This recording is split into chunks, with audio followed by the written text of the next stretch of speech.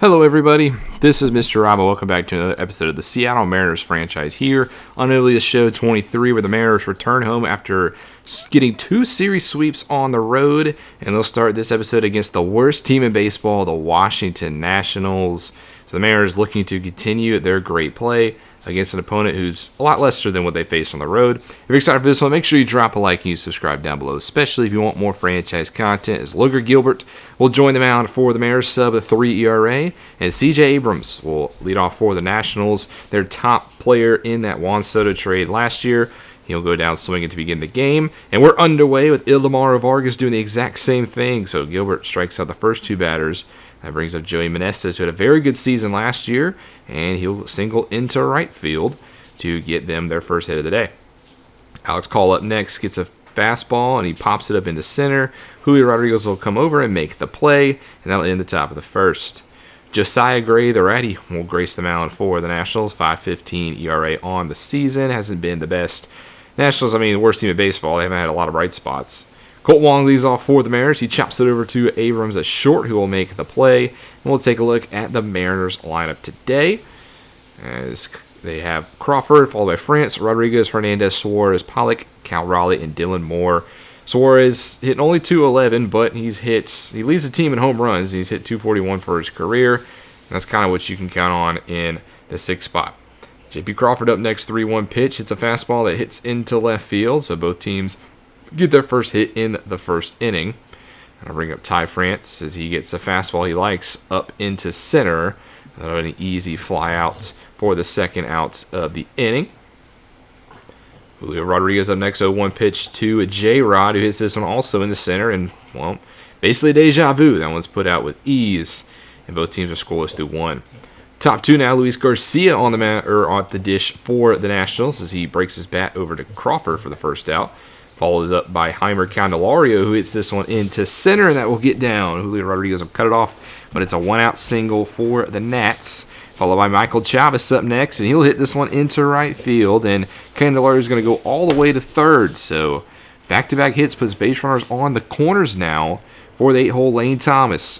Full count, swing and a miss. Big strikeout by Gilbert, as it's 2 down now for the 9-hole hitter, which is Drew Milas, and he hits this one into right field, and it gets down. That'll be the first run of the day, and it's also going to be the first hit and RBI in the career of Drew Milas, making his actually MLB debut today. So what an at-bat for Milas, puts the Nationals ahead. And then CJ Abrams up next. Chopper at the middle gets through. So the Nationals get another one here in the top of the second. That's 2 now for the W's.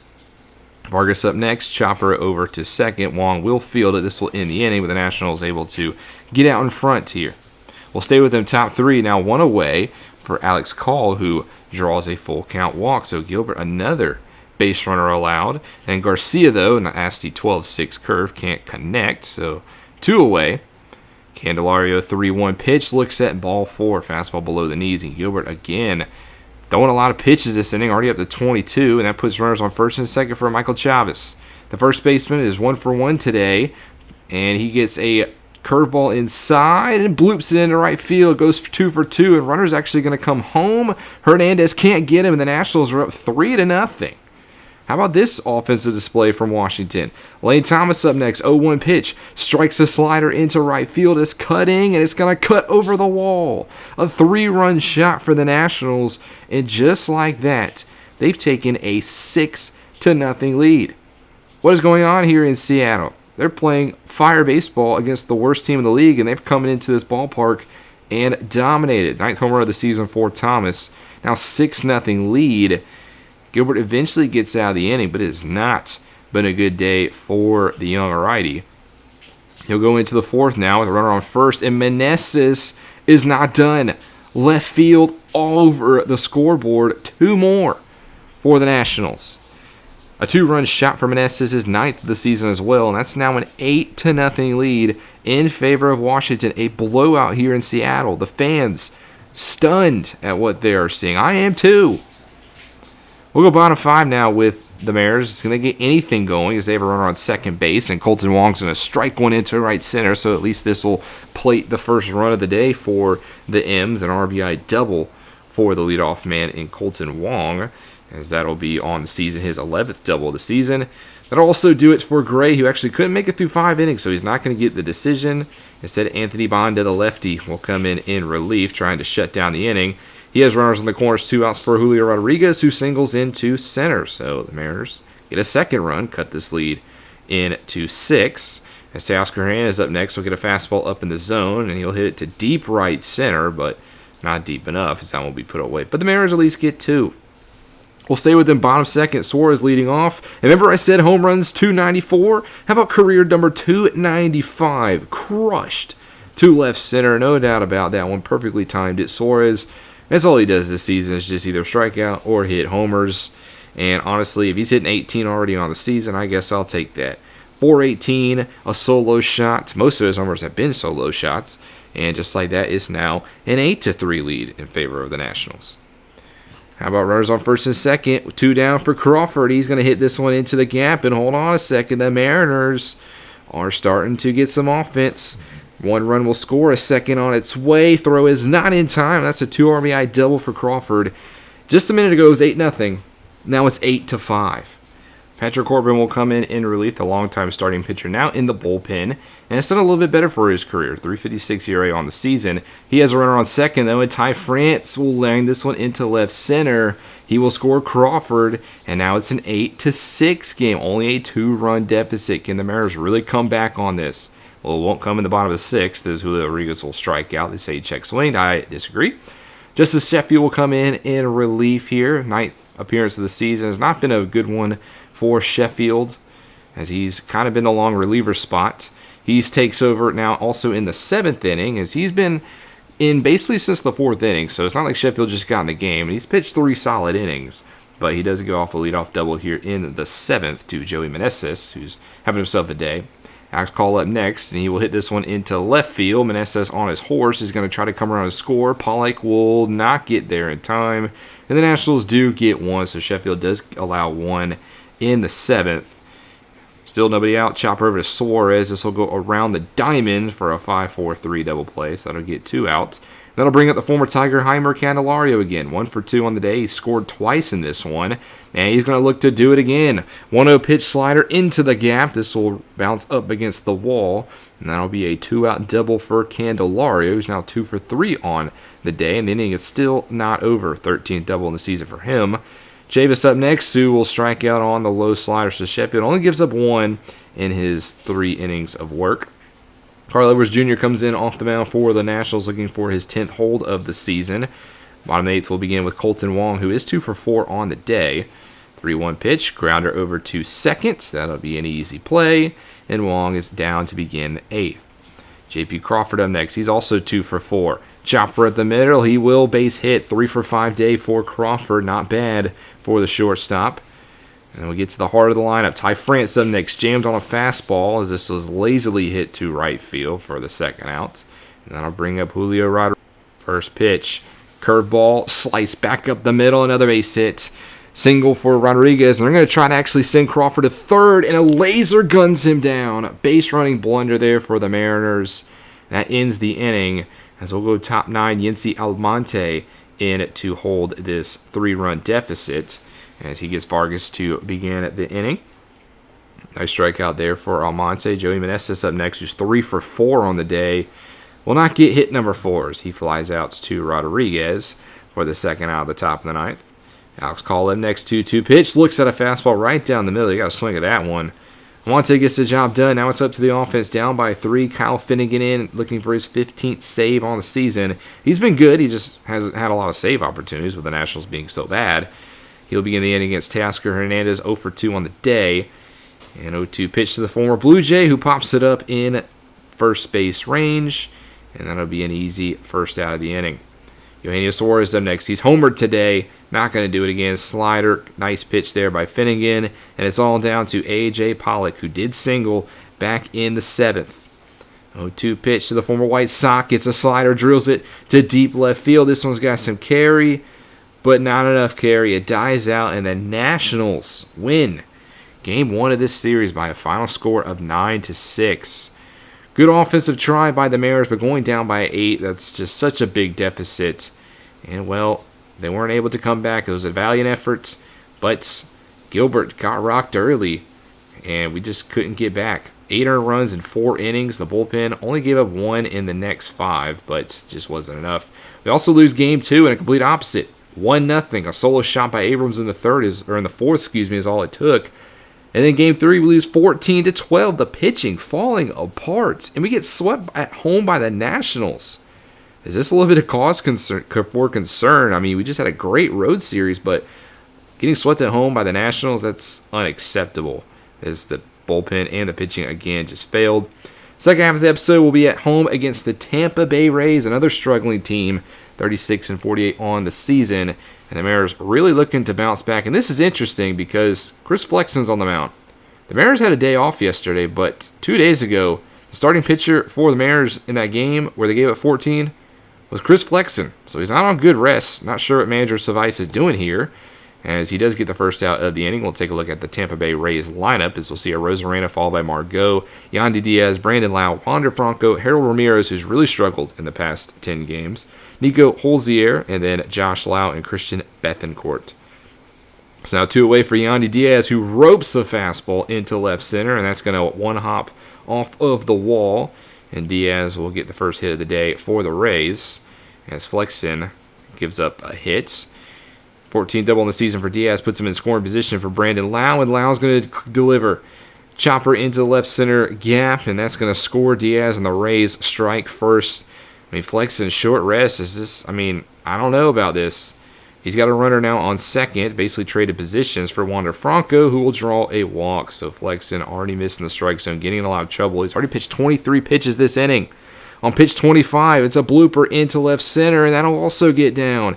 Harold Ramirez, who's hit in the 100s the past 10 games, comes through clutch here. 2-0 in favor of Tampa Bay. And then Nico crushes one to left field, stays in the ballpark for the Rays. Plate 2 in the first, and Flexen's only going to go 1 inning. Sheffield is tasked with the second, as he also got rocked in that game 2 days ago, and he's also not fresh.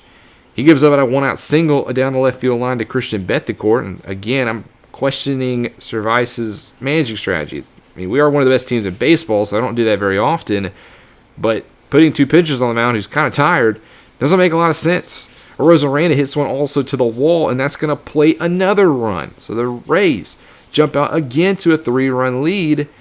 RBI double for Rosarena, his 16th of the season. He's also going to try to swipe third. That was not a good idea. Gets gunned down by a mile.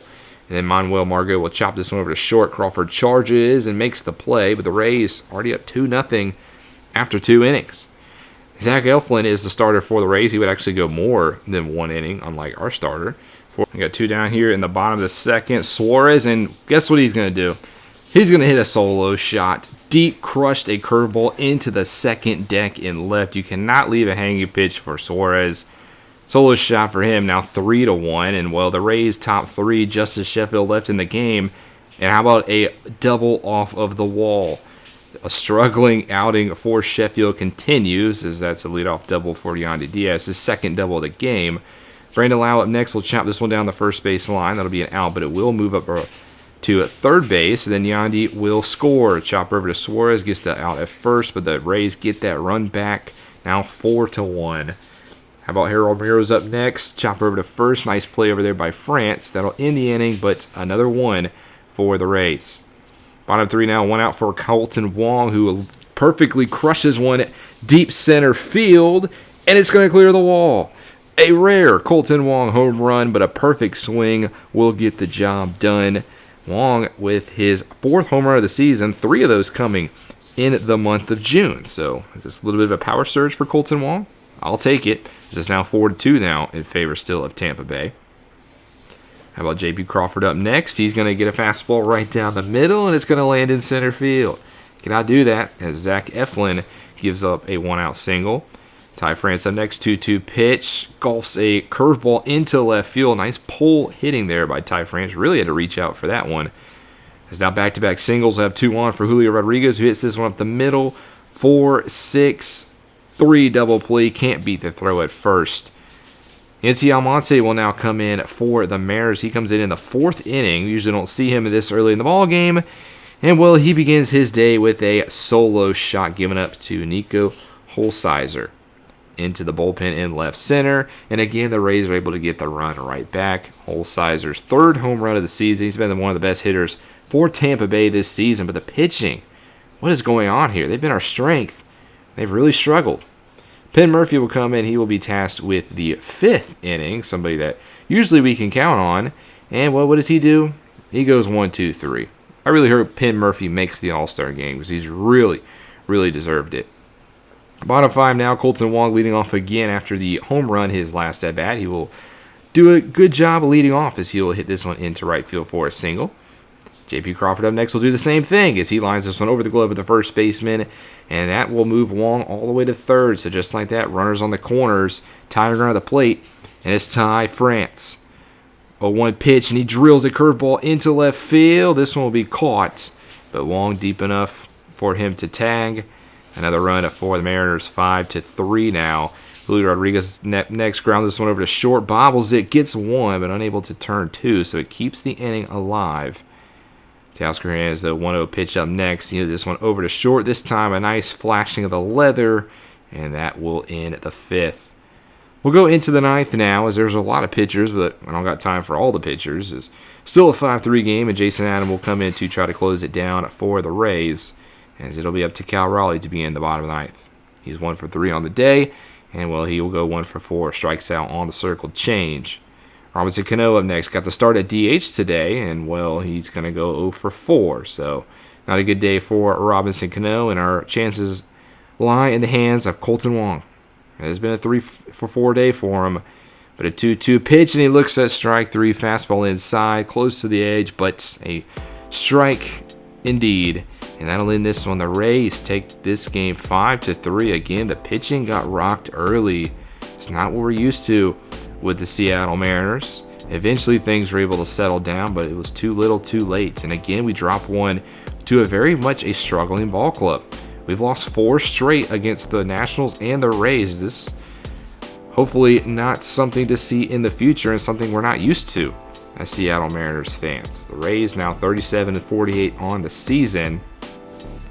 We do go into game 2 though, and we do win by a final score of 4-3. It took a walk-off in the 10th inning, but we were able to get it done.